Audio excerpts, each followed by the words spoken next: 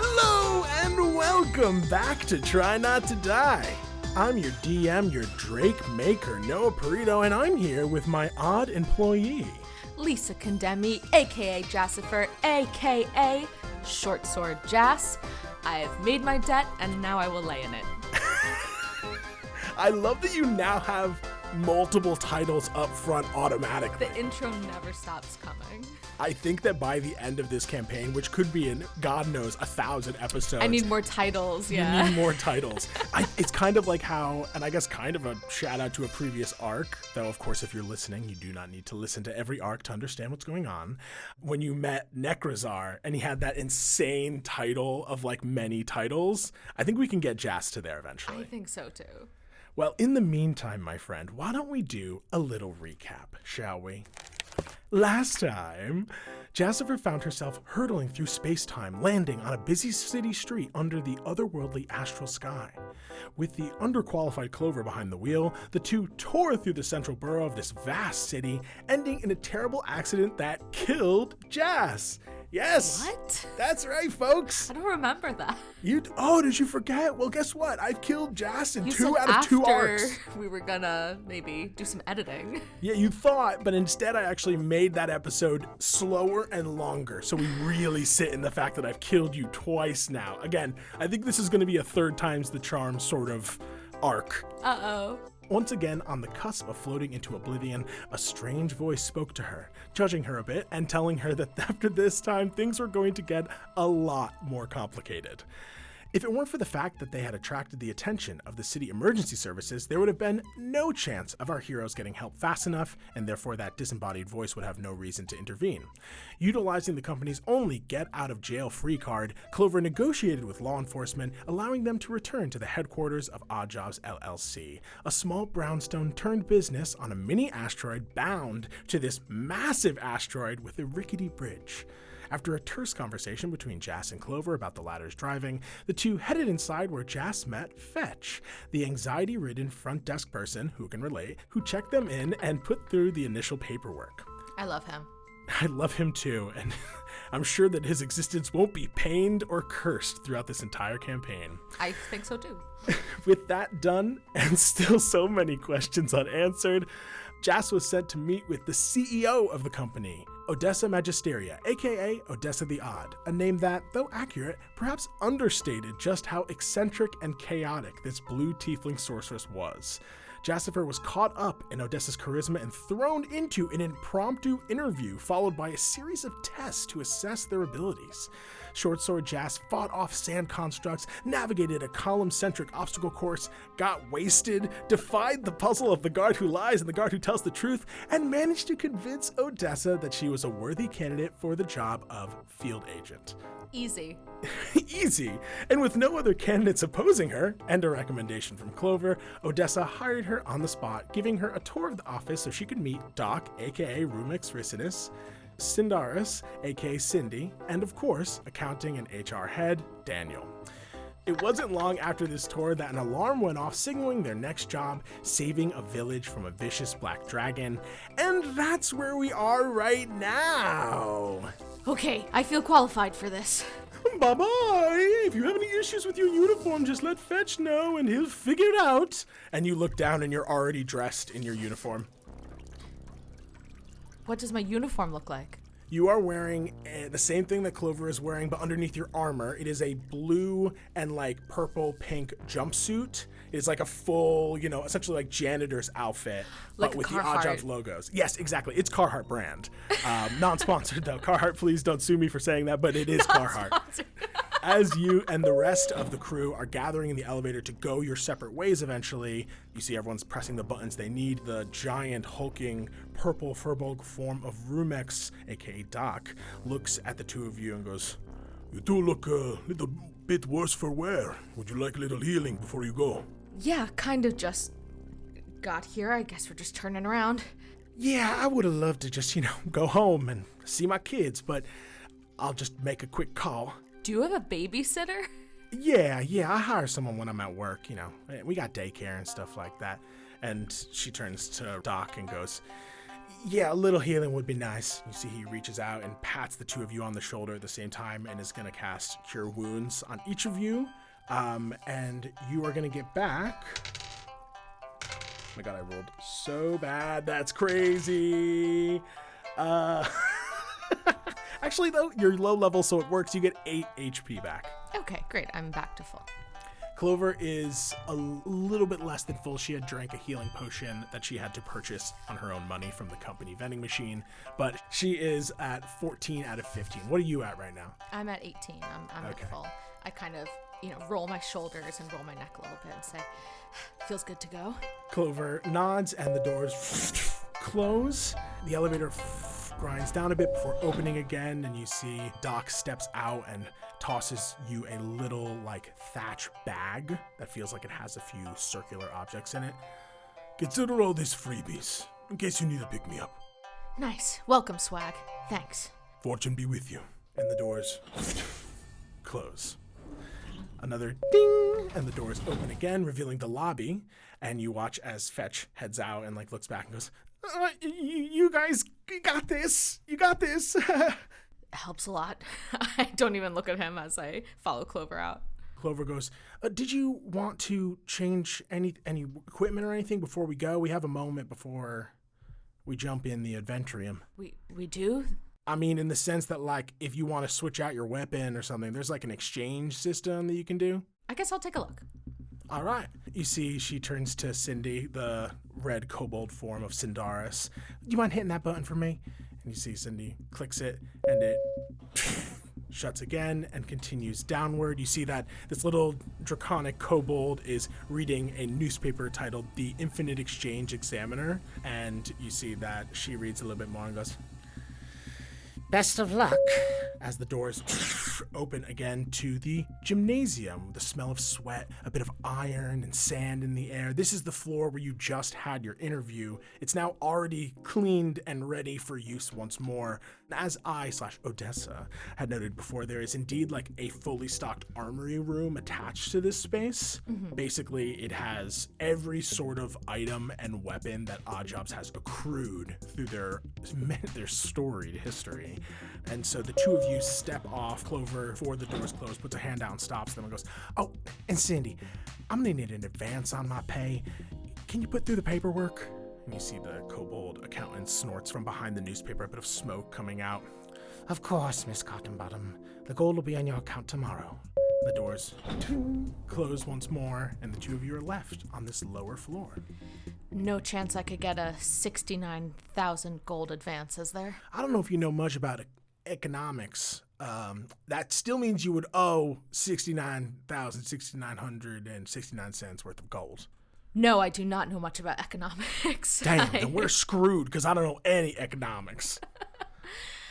Noah, would I have maybe faced a dragon at any point? Did Grimgrave ever have dragons in his forces? Yeah, I feel like he would have. Why don't you roll me? I'm gonna say a history check. We can say with advantage. You're a pretty storied adventurer, so you would at least have experience dealing with drakes of some kind. Whether or not they're also black dragons is up for debate. Okay. Even with advantage, I roll a 7 with my -1.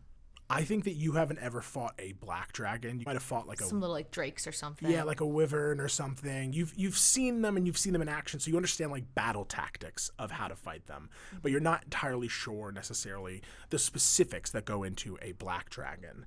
And I think that you would also maybe be all I know is I have to watch out for the breath weapon. I don't know what breath weapon they use though. Okay. But as you exit, you see Clover turns to you and goes, "You could just head through that archway over there. I'm just going to make a quick call if that's okay."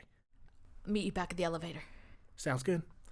You see that she steps away and you see she pulls out a strange, the stone crystal device you've seen her using. She taps on it and holds her to her ear as you head off into the armory. No one to call. No one to call. The armory is shaped like a hexagon, with each side probably about 15 feet high and tiers leading upwards, like the Guggenheim Museum, where you have essentially you could in theory walk up and swirl around and take a tour. Yeah, spiral, and take a tour of all of the massive like quantities of axes, swords, warhammers, bows, crossbows, and their ammo, even some things you don't recognize. And there's like an entire row that's just spears of different types, like halberds and glaives and deadly polearms of various design. There's a section for like arcane focuses, like wands, crystal balls, staffs hewn from various different types of wood. And then higher up you actually see, though it's at this distance difficult to make out specifics, much more refined, much nicer looking weapons, perhaps even valuable, intense, like high powerful magic weapons that are just out of reach. You see in the center there is a tall, roughly hewn sort of, I don't want to say cone-like pillar in a way, and then before it there is a little platform. I think I'm eyes on the weapons, like kind of combing through, feeling like my whole career I've always had my one weapon that's like at this point like worn to the grooves of my hand, so it's like going to a store and there being way too many options, and you're like, I don't even kind of know what kind of peanut butter I like because I just always eat in this one kind. Yeah. So I think that you might be a little overwhelmed, but just so that you at least understand conceptually what the space has for you, you can, it seems, place your weapon on this platform if you want to do the exchange, or you put gold on the platform as like a loaner fee situation. If you were like, I really want this weapon, you put a deposit down so you could take that weapon, and then if it's, you know, lost, damaged, etc., that cost is both taken from the deposit and then charged to you. Right. And the deposit depends on the value of the weapon. All right, I'll walk up to this platform and just kind of heft my weighty warhammer that I got out of my belt and place it down and just kind of wait and see what happens. You place this beautiful, like dwarven, rune-covered warhammer, and you stand there for a moment and are just like looking at it. Nothing happens yet. I'll just take any kind of sword, I guess, I say to no one. Suddenly, you watch as the front of this pillar blinks open, and the eye of a massive roper, bigger than any sort of monstrosity of this, like, that you have ever seen, just kind of animates having been sleeping. You watch these many tentacles whip out of it. One of them picks up the warhammer, and you watch as it is raised up past the first tier, up past the second tier, to the third tier, indicating that it was actually a decent weapon of sorts. And in exchange, you watch as it plucks a sword from the same tier and brings it down and lays it before you. This beautiful short sword that is made of some sort of light, almost, I don't want to say like elven in nature, but like fey sort of blade, this short sword that is, the moment you put your hand on it and pick it up, it has like almost no weight to it, to an extent that you're like, that actually might be a little bit of a challenge. I'm not used to not having to deal with that much, but there's something about it that is nice, a nice touch to it. I cut it through the air and spin it, and pleased with the weight, I slide it into, what's it called? Scabbard? Scabbard, yeah. You slip the blade into your scabbard, and I'll let you do an Arcana check in order to see if you understand more about this blade. Okay. I kind of am warily eyeing these tentacles. Arcana, I have -1, so that's going to be a 14. Oof. I'll tell you, the DC was 15. You fuck me.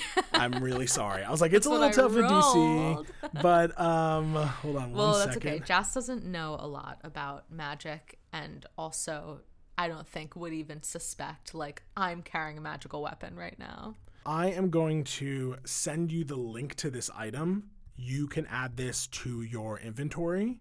Thank you. And I'll tell you that you as Jas do not know any of the things that this thing can do, but you have access. I won't looky at her. Okay. So I'm going to, you think it kind of tells you what you need to know right from the name of it, if that makes sense. Okay. But just, yeah, Jas in general won't know the abilities or what this sword can do, but this is of an equal trade. I will not What's it called? Metagame. Don't you dare metagame. I will not metagame Noah. Oh, I see. You read the name and you're like, oh, actually that is pretty obvious, isn't it?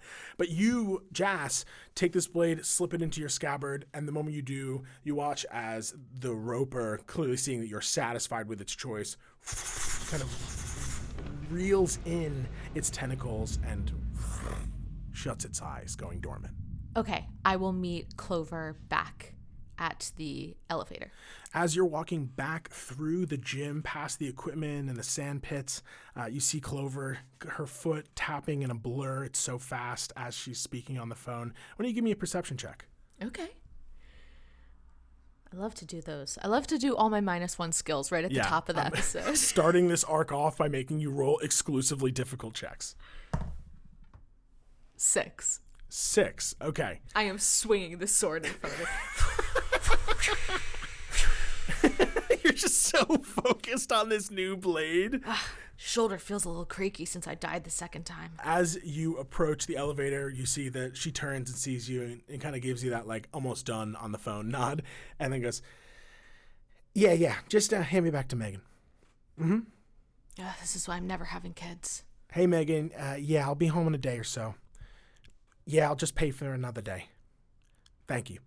All right, talk soon. Bye-bye. Hangs up the phone and puts it in her pocket and then turns toward you, a smile on her face. Ready to go?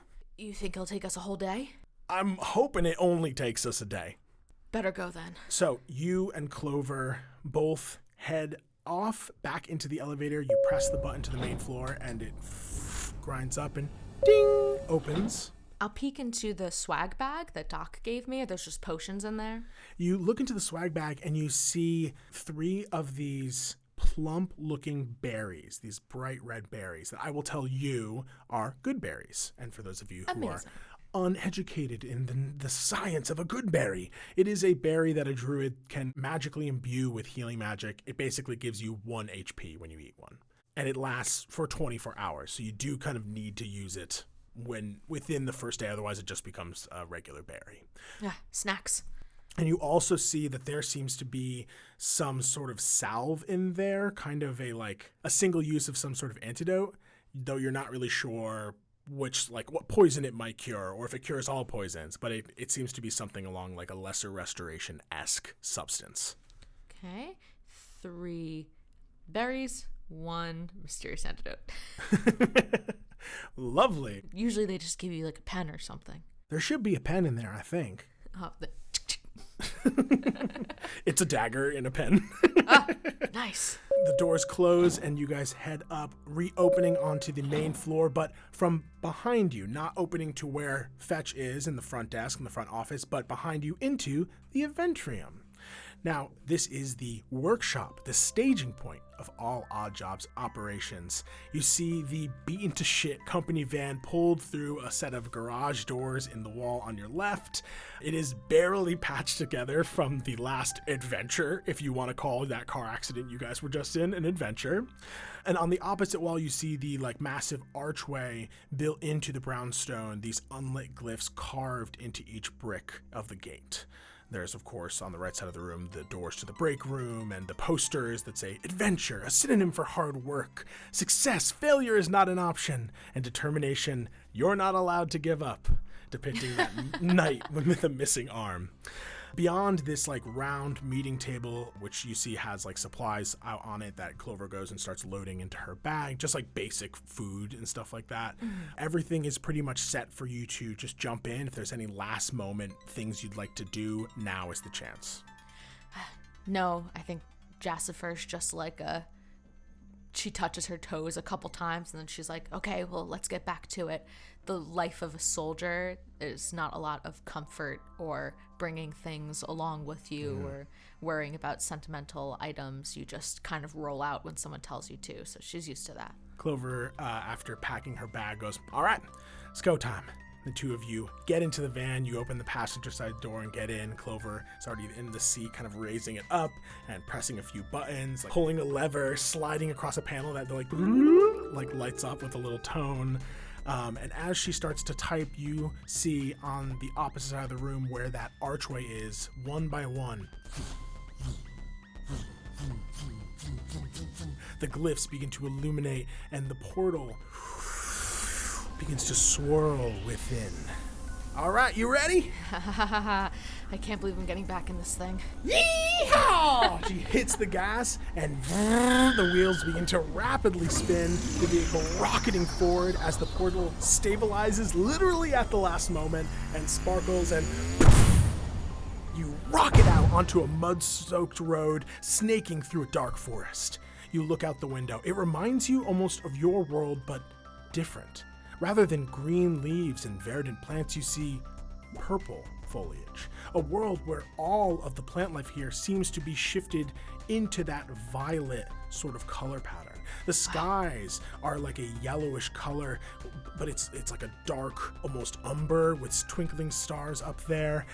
It's beautiful, but it's very strange. This is not you just returning to your world to fight a dragon there. You're on a totally different plane of existence, a totally different material plane. And as you are looking around, you notice, though, that it's not so different that it's unfamiliar. You see buzzing insects through the forest, occasional birds overhead. Your mind begins to open and boggle and think about how many different worlds there must exist. What's going on through Jass's head? Is she switched out of this soldier mindset for a moment at the surprise of these new surroundings? Or is she still like, all focus, all in, nothing can phase me. Let's get the job done and go home. Even though she's a soldier, Jass is also an adventurer. She's not immune to the wonder of new things. So she's not a particularly effusive person, but I do think she has like a we're not in Kansas anymore kind of moment, just shaking her head and leaning her head out the window and going, you ever been here before? No, I've never been to this world. What's the name of it again? She's like looking through some like paperwork while she's driving, and you have to like get her to refocus on driving again. I've always got a hand ready to grab the wheel. I think it's called Galore. Anyways, maybe that's the kingdom's name. Damn, I should have read this brief a little bit better beforehand. I guess it doesn't matter much. As you're rumbling through these swampy woods, you gaze out the window of this alien world, a place upon some material plane, pondering about all of this. Clover kind of clocks your, not confusion, but like almost wonder in a way, and goes, it's pretty exciting, huh? Seeing all these new places?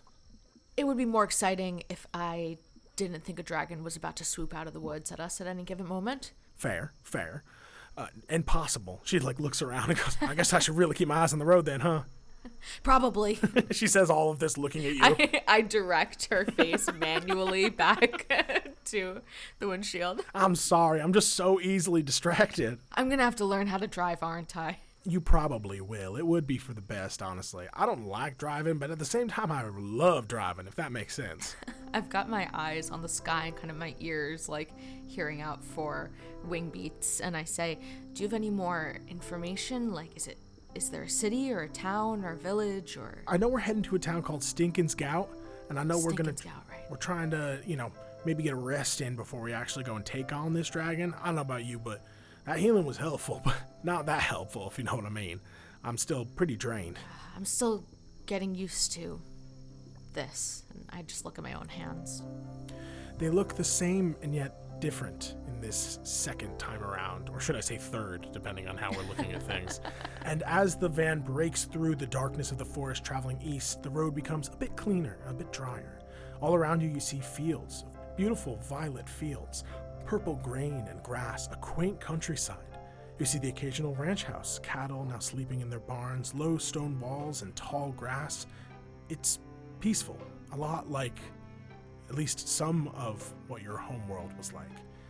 Then, as you drive, you also begin to see the scars of Zuria's raids, the ones that she has left on these land, the shattered stone barriers, the barren land covered in dead crops, half-disintegrated corpses, pools of acid that remained when the ground could not absorb anymore.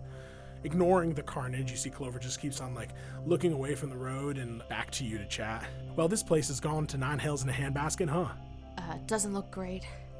You know anything about black dragons? Not in particular. I mean, I fought the old, Drake, Wyvern, Kobold. Yeah, I haven't seen any up close, only in drawings and in my stories, but I think it has something to do with acid. And you see she like eyes on one of the puddles of acid that like a half disintegrated human is like reaching out of, like just skeletal at this point. It might. Up ahead, you see the path gets a bit more well-trodden. The grinding of dirt and stone under the tires gets a bit smoother in consistency, curving through the lavender grassy fields to a small cluster of buildings far in the distance surrounded by a palisade. The once beautiful town, or the once peaceful town, of Stincan's Gowt. It exists on the edge of a marsh, a port to this strange lagoon fed by a winding river that leads up to a craggy mountain range even further in the distance. The settlement centered around a central tower-like fortress that is clearly the seat of some sort of local government. Flags bearing a roaring boar of some sort hang along the walls and atop the high towers, denoting the settlement's allegiance to the Kingdom of Galore, the kingdom that has yet to send any sort of proper assistance to deal with this draconic issue. Judging by the distance, you assume you're probably only like a 30-minute drive away, but you do see closer there is, just off the side of the road, a little inn. I think that's our only place to stay, and to be honest, I'm beat. Let's stop here for the night. We can finish the trip in the morning if we need to. I'll sleep anywhere. You approach this 2-story building built of wood and stone with a bit of purple ivy and Spanish moss growing upon it. 2 stories, this quaint old tavern with crosshatch windows glowing orange from the candlelight within. A worn sign dangling above the door with the name The Swamp Lily Inn engraved into it. Clover slows the car to a halt and pulls it off to the side where, like, you see a simple wooden stable and other wagons have been parked. She shifts it into park and turns the keys, and you watch as the colorfully lit dashboard deactivates, turning off. She pockets them and goes, okay, now that we're here, let's establish some ground rules. This thing doesn't attract any attention. She looks around at it. I mean, it does absolutely attract attention. The illusory remaker is damaged, so I can't really disguise it anymore. I don't think it's going to cause too much of a problem. Okay. I look at all the futuristic, like, lasers and, like, signals. Just, like, super high-tech. Just, like, a voice being like, gas slow, gas slow. Gas low. Yeah. Don't forget, you have to change the oil. Sorry, this DJ Why Bar does it Boy echo? AI installed Yeah. in it. I don't know what's going on with it. Anyways, okay, ground rules. Rule number 1, and I struggle with this one a lot, so don't beat yourself up. Mind your business. Do not get attached to the clientele or the local life. We're here to get a job done and either collect payment or issue an invoice for collection of payment. You see that as you're doing this, sneaking out of your armor, Goo, your little ooze familiar, kind of like growls a little bit. I shove it back in with my hand. Goo is literally an example of the two of you not doing that at all and taking a bit of the wildlife with you. Right, leave no trace, sure. Right, leave no trace. And she eyes Goo, who you have to push out even further. Other than killing the dragon. Right. So, the task is the priority. Leave a specific trace. Yes, the trace that we're leaving behind is the planned trace, no unspecified or unplanned trace. Traces. Yes, Okay, there you go. All right. And for the record, me allowing you to tag along, that doesn't count. All right. I'm not attached to you. So I didn't realize this was a tagging along, so I thought I was working now. Well, now we're co-workers, but I was just referring... I shouldn't have even said that. Damn it, Clover. Putting your big old feet in your mouth. Rule number 2. I look at her big old bunny feet and then huge. pretend like I didn't look. She doesn't notice. All right, rule number 2. Don't cause no trouble for nobody. If you break the local law, you're only adding to the work that we got to do. So just no stealing, no fighting. Avoid shenanigans. Just be on your best behavior and take your licks if you got to. If someone's bullying you, ignore them. Okay. I'm great at letting that happen. Great. I'll take your word for that. Finally, rule number 3. Stay quieter than a church mouse hiding from an owl. Don't divulge too much, especially in a place as low-tech as this world. If the cryptic colorinator was working, I'd glamour everything. Our outfit would look good, but we'll just say that we're super powerful wizards or something. Stick to the script. We have each other's backs, and we say as little as we need to. Got it? Okay. Sounds good. Powerful mage. I mean, look at us. Wide shot of the two of you, this humanoid with albino rabbit features and this tiny goblin covered in like makeshift armor and a goo like curling out on your shoulder. We look like wizards, I think. Let's just try and blend in. She takes out her like small tablet phone and is flicking through it. All right, I know. I probably could have just waited to check it now instead of when we were on the road. But the mission briefing says we were hired by the townsfolk, but I'm not seeing an exact contact. Usually there's someone like a leader or, an individual who's got their name on this thing, but I'm not seeing any names on the file. So someone in this town knows about Oddjobs, knows about our world.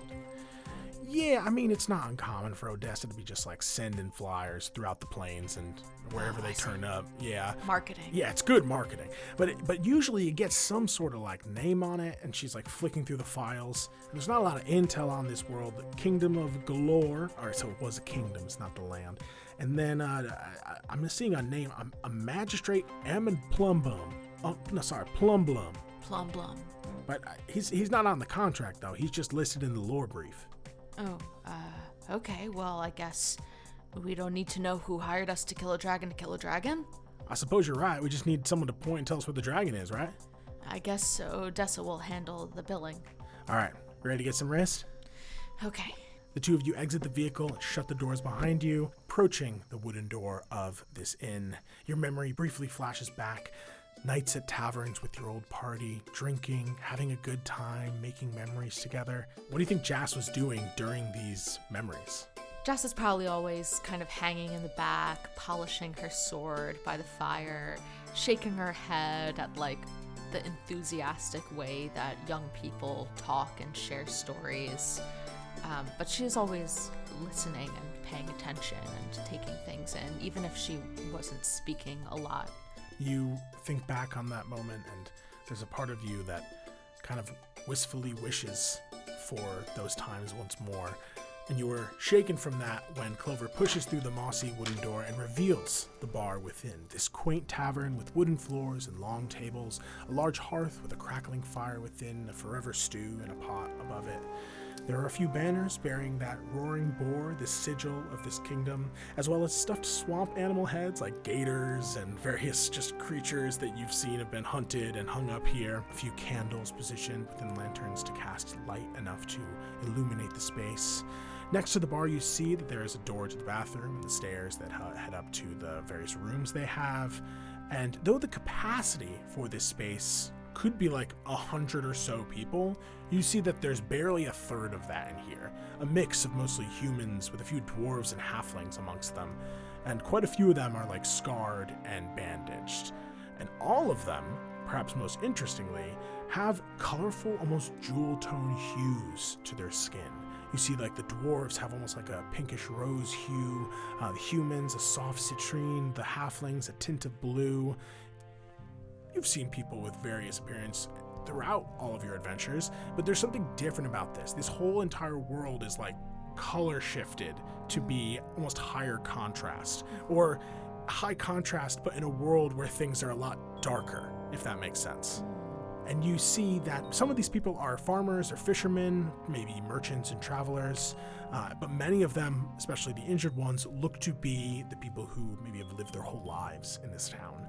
And upon your entry, they all turn and look directly at the two of you, who, even despite the unique appearances of everyone around you, you still stand out in comparison, because no one has seen a albino rabbit folk and a well-armed goblin with a tiny little goo peering out from their armor. I'm turning to Clover to say, I should blend in okay with my blue-green skin, as they're all staring at me.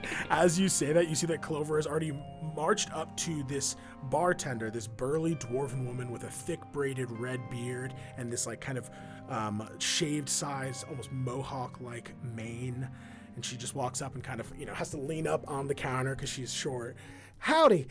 We're thinking of renting a room for the night. Any chance you got a space to spare? 2 beds. Yes, 2 beds preferably. You see the dwarven woman kind of eyes the two of you and bends over without breaking a look and begins sifting through the keys. 1 silver piece. She's homophobic. For you. definitely 2 rooms. We don't take kindly to gays around here. Yeah, my first new world in this campaign is super homophobic. No, you see this dwarven woman keeping an eye on the 2 of you, but sifting through the keys, goes, a silver piece per room. And you see Clover kind of goes, I got it, and ruffles through her bag and places the silver on the counter. And you see she takes the silver and offers you the keys. Is there anything that you want while you're down here? No, I think I'll just kind of take a look around. The people who are injured, what do like the nature of their injuries seem to be? You see a number of people are like heavily bandaged, patches on like shoulders, arms, even like across the face. And as you look closely, why don't you give me a medicine check? -1, by the way. Oh, so another -1 check, yes. Do you think there might be some non-wisdom skills coming? No. It's a 14. A 14. Okay, that's pretty good. You take a look at the people around you. I mean, it's very clear that these people were injured in various dragon attacks, specifically clocking the fact that there are like a lot of acid burns amongst these people. So confirmed, this black dragon deals acid damage of some sort. But you also see that it's kind of like some injuries a little bit older, but a lot of them seem to be around the same time, like the same level of freshness. With a 14, I think you intuitively understand that there was an attack recently, and these people fought back and managed to repel the monster, but at a great cost. It smells like burning flesh down here. Let's go upstairs. You see the dwarf eyes you and goes, nothing to drink, no food sent up? I look at Clover, like I'll follow her lead. I mean, are you hungry, thirsty? I can use a drink. Sure, I guess I haven't eaten yet. Yeah, you know what? We'll take two plates of your finest food, 1 vegetarian if you don't mind. And you see this bartender like eyes Clover and nods slowly. And should we stay down here for her, or do we go upstairs for her? And you see the bartender goes, room service costs extra. Clover looks to you. Should we splurge or? We can carry it upstairs. You stand there and wait as this bartender heads to the back and begins to prepare your meal. Jassifer's never had room service in her life. Yeah, you're right. I don't want to put more on this woman's shoulders. In case we want, desserts or something later. Yeah, right. And then as you're like having this conversation, you hear the door open behind you guys, and you turn and see a group of guards walking in, men and women in these chainmail cloaked in dark jewel-tone robes bearing that roaring boar symbol. You see that 3 of them kind of walk in, silently observing the room while their leader walks forward towards the bar, kind of between you and Clover, cutting you off from each other, and then slams a fist on the table and goes, 4 ales. You see that this bartender who's like preparing your meal, and you see this bartender who was not prepared for vegetarian cuisine just seems to have chopped up some carrots and like vegetables for Clover. That's very caring, actually. Yeah. I'm at least trying. She's going above and beyond, honestly. And you see that she stops from her cooking and looks up. Give me an insight check. Why don't you just pick the meat cubes out? I say to Clover. That's not. You're kind of. That misses the point of it. 3. 3. Yeah, 4. -1, by the way. I think that you can tell that these guards are well respected in this town. And you watch that after a moment of like awkward eye contact that you don't clock between the bartender and this woman, this leader of these guards. She puts down the food that she was preparing for you guys, gets back behind the bar, and holding eye contact begins to pour beer into mugs. 16 copa. The guard next to this leader kind of reaches into his cloak and pulls out a tan woven bag, tossing 4 copper onto the counter. You see the bartender looks at the coins and at them, and that guard goes, God's disco. There's this pause for the bartender takes the copper, wordlessly finishes pouring the ale, and then heads back to continue cooking as these guards snatch their ale, head over to a table where you see these 2 blue halflings, like clearly a couple, look up, scared, and hop from their chairs and scamper off as the guards steal 2 more chairs and all gather around this table and begin to like hang out and talk. As the bartender looks to you guys and goes, I'll bring your food up. Clover goes, all right. As Clover kind of Literally hops off. Yeah, hops that. I kind of look at her and I say, we'll sit down here. We'll make extra work for you. And I just tap the bar amicably. Give me a persuasion check. Now this we get to add something to. Aha! My fucking god. 9. She doesn't take any additional offense. She just, acknowledges that you're going to stay and that she won't bring it up, goes back to cooking, and you see that everyone kind of settles back into the environment. I think even with low insight checks, you might think that these guards command a lot of respect. Seems like they do whatever they want. Yeah, you immediately clock that it's like they can really act however they want here, and everyone is going to appease them. Mm-hmm. Again, part of you maybe thinks, hey, they do like to appease them because they're the guard here, and like they must have earned their respect through trials or whatever. But like, no matter what, you sense the power dynamic. These people have power, and these others do not. Mm-hmm. After a few minutes, and I will just tell you that you don't hear anything of note from these guards. They're all just like laughing and talking about like the day's like bullshit, just talking about various people you don't know the names of and like making jokes. Eventually the bartender pulls out and places a bowl of the stew that you saw brewing and then a like crudité plate for Clover. I don't have a lot of vegetarian things, but I thought this would work. What is this white sauce in the middle? It's a ranch. Have you never had ranch before? No, I've never had ranch before. You've never had ranch before? No, I'd never heard of ranch before. I'm deciding now there's no ranch in Erdheim, by the way. No, it's just called world building. This is world building? Have you heard of it? Let's spend another 30 minutes on the ranch, huh? I stick my pinky in and taste it. It's delicious. It is. It's really good.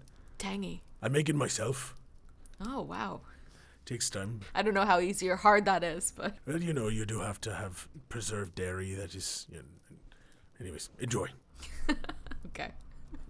You take that stuff and you head upstairs to the single bedroom that your key allows you in. As we're kind of going up the stairs, I say to Clover, you don't think we should get any more information, from the townsfolk or... Yeah, do you want to... Should we say something?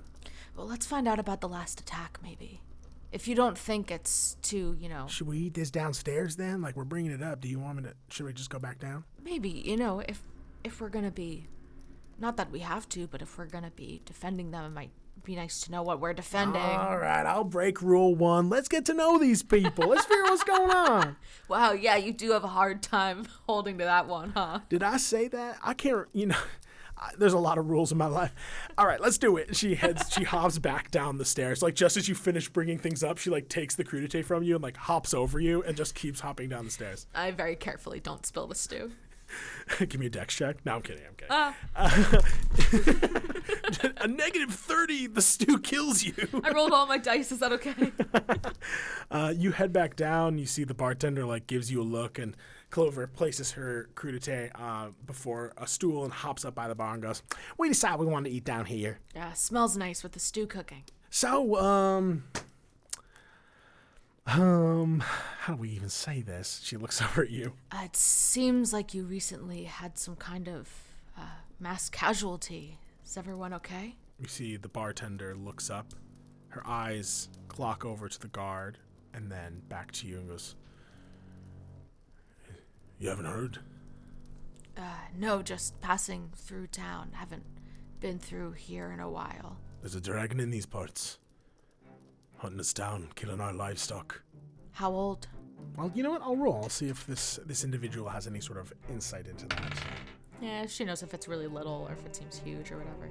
She rolled a 15. Black dragon, probably the younger side, but still big.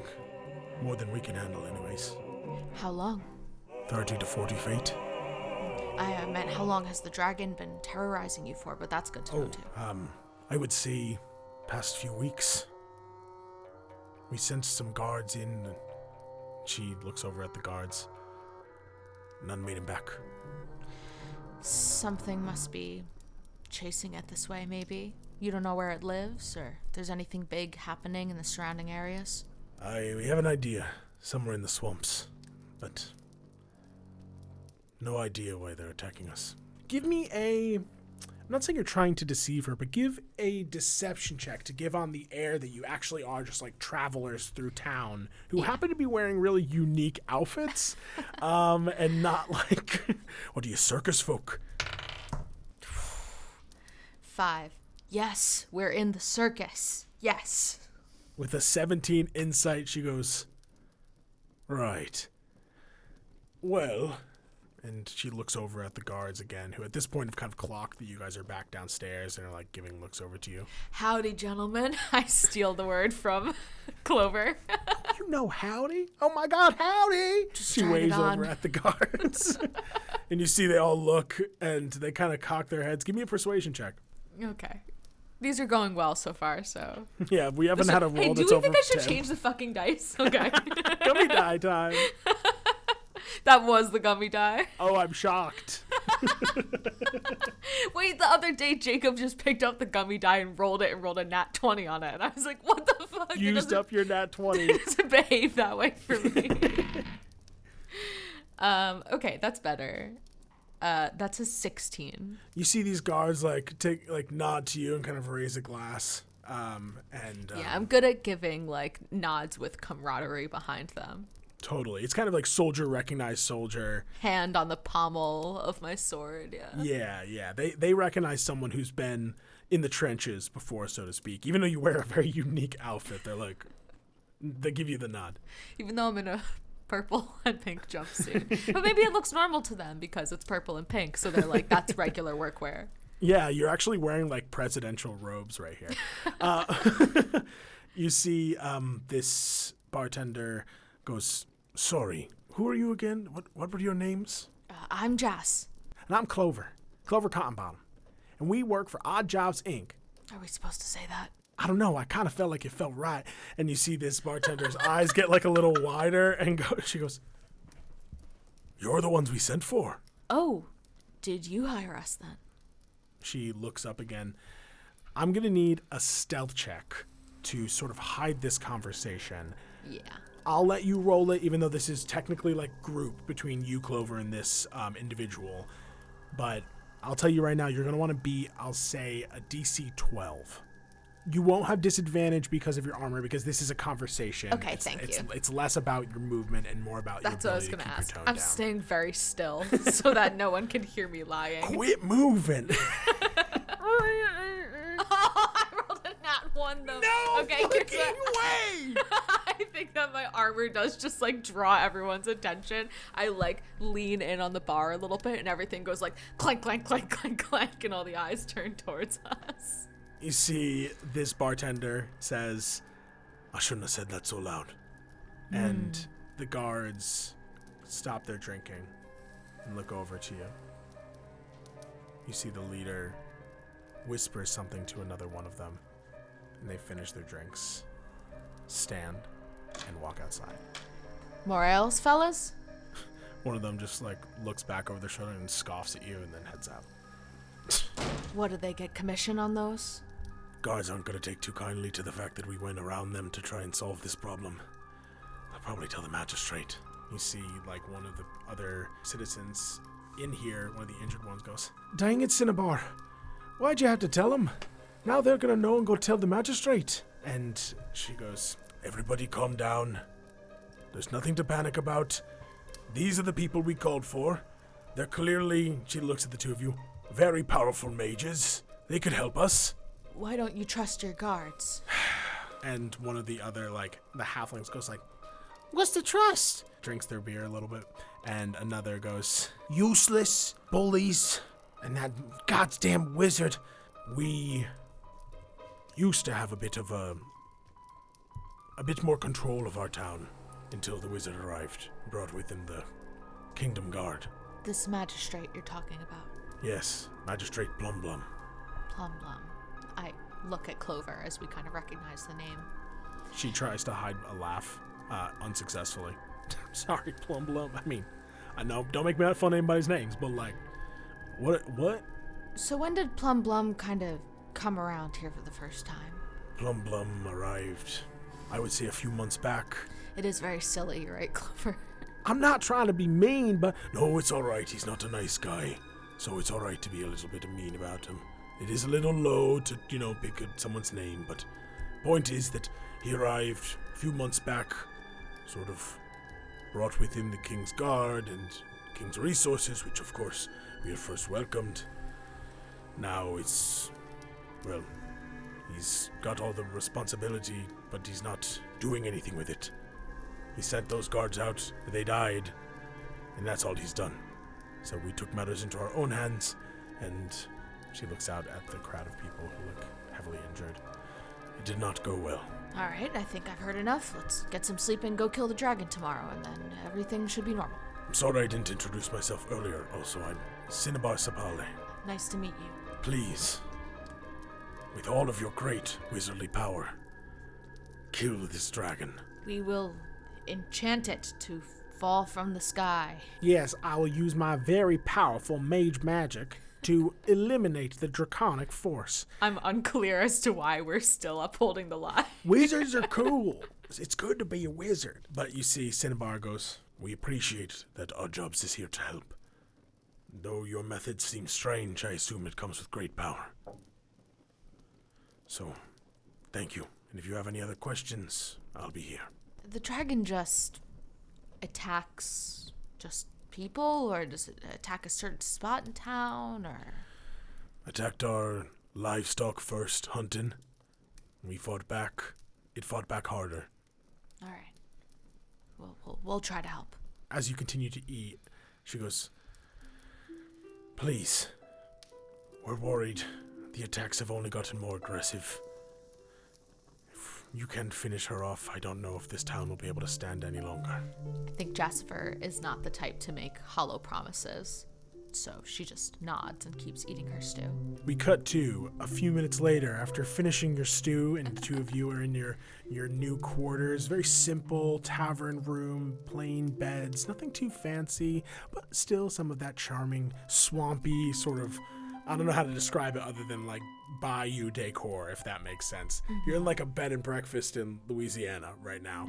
Love it. And as you're kind of getting ready for bed, you see Clover is like already changed into her like these adorable little pajamas that have tiny little rabbits and 4-leaf clovers on them.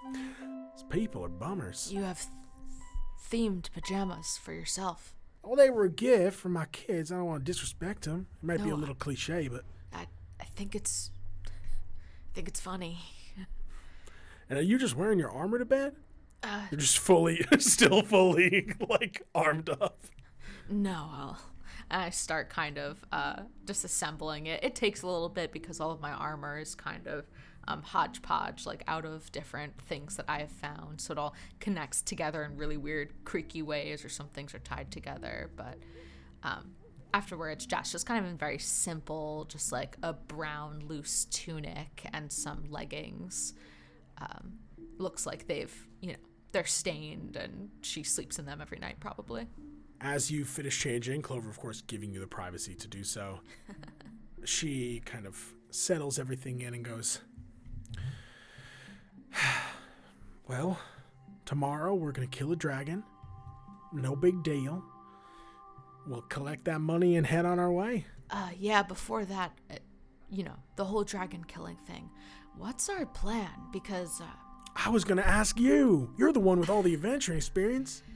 Well, I don't have a whole ton of ranged abilities.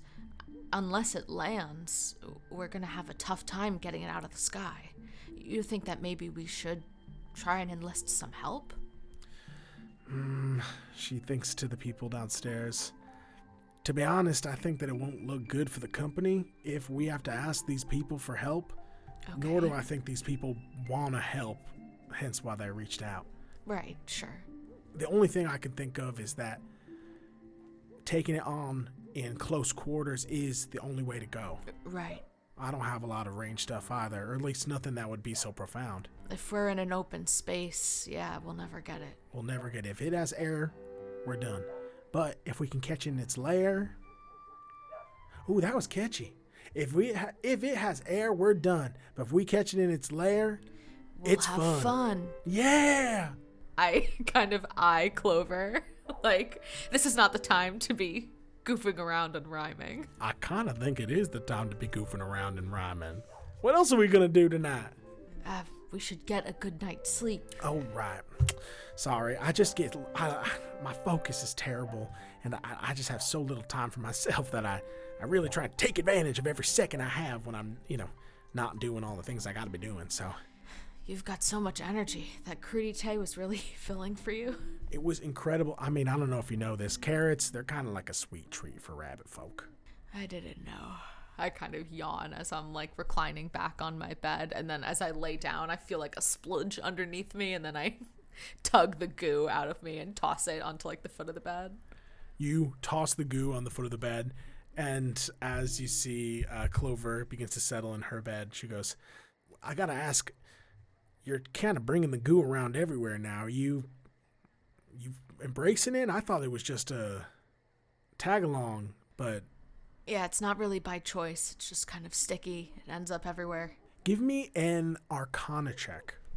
Or a nature check. I know they might be the same, but different skill means different information. Okay. I'll do a nature check, because I think that's what Jass would do. Ooh, I rolled a 19, so it's an 18. Okay. That's really, really good. You probably know this because you have extensive experience dealing with oozes of all types.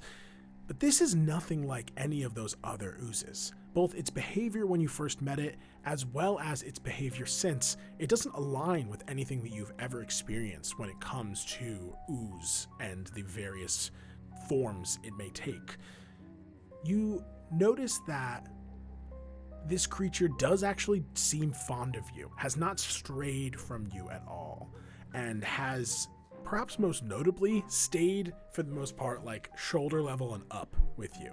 Whenever you've shoved it in your pocket or deep in your armor, you've noticed that eventually it crawls up and kind of gets near where your ear and head are. I think the thing's probably sick or diseased. Well, it seems happy around you. Oozes don't behave like this, so it's more of a curiosity. Something to play with, like a stress ball or something, putty you can... Yeah, I squeeze it hard. It does that thing. We're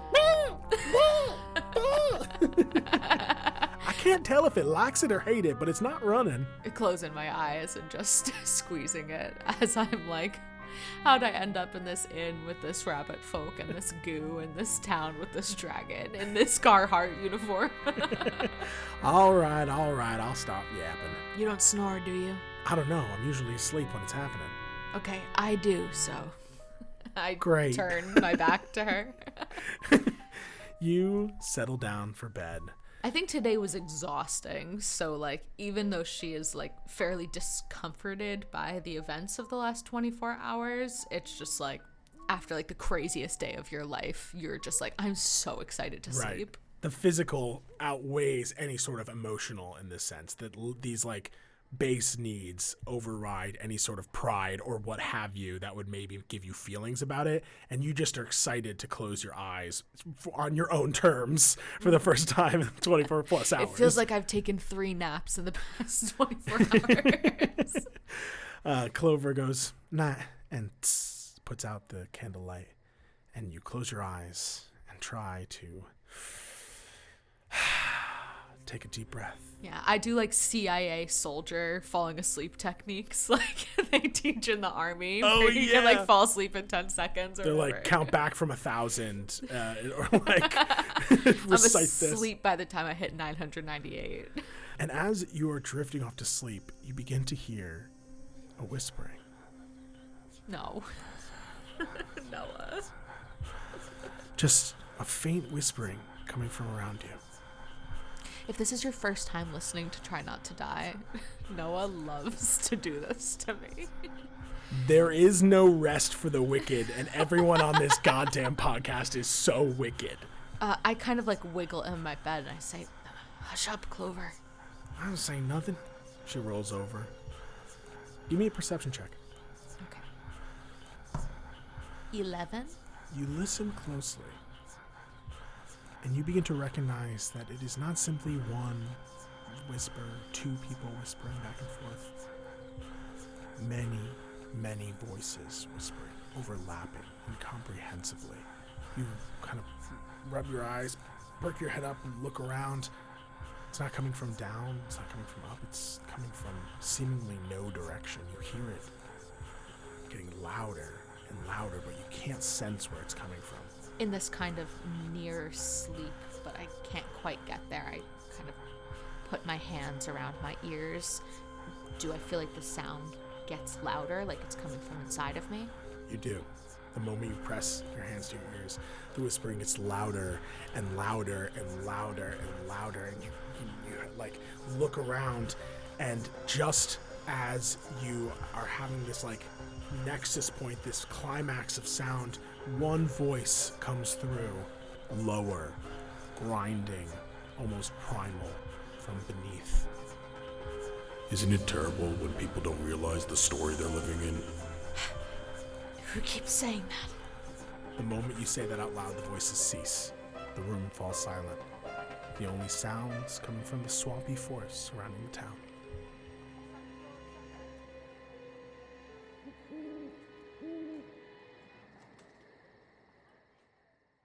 Thank you so much for listening. If you enjoyed the show, please follow us on Spotify or leave a review on Apple Podcasts. Thank you especially to our Eldritch patrons. If you would like to become an Eldritch patron, go to patreon.com/trynottodiepod.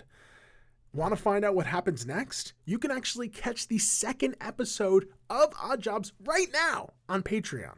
At the $5 tier, you get access to the afterlife. That's right, you get access to heaven or hell, it's up to you, via the exclusive talkback show where we discuss what happened during this arc. You also get access to a bunch of other bonus content like recipes from the show, polls, and other random stuff we're cooking up. But if you really want access to a bunch of other full-length episodes, sign up for the $10 tier for the content search, where we play out usually canon one-shots, test out new systems, review nerdy media, and really do anything we can to entertain you, our Eldritch patrons. And of course, a huge thank you to Lore Party, the network that supports us.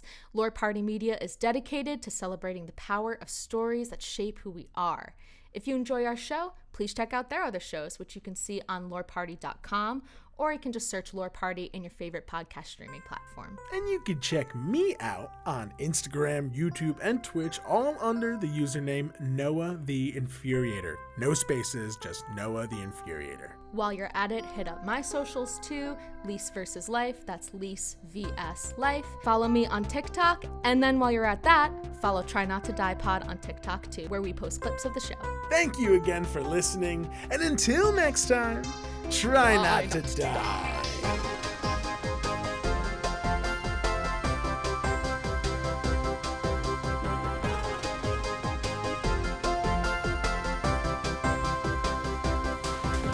All hail our Eldritch patrons! Especially Andrew, Anita, Ashley, Becca B, Bugroots, Colleen, Colin, Ian, Alana, Emily, Grace, Hope, Jacob, James, Jeff, Joey, Karen, Kate, Katie, Leo, May, Morgan, Paige, Patrick, Sahara, Timmy, and of course, our producer Patty, Patrick Bronstetter, and producer Daddies, Drew Bailey, Sam Golden, Becca Mount, and Rose Evelyn Campbell. We thank you for these podcasting powers and promise to raise hell in your names.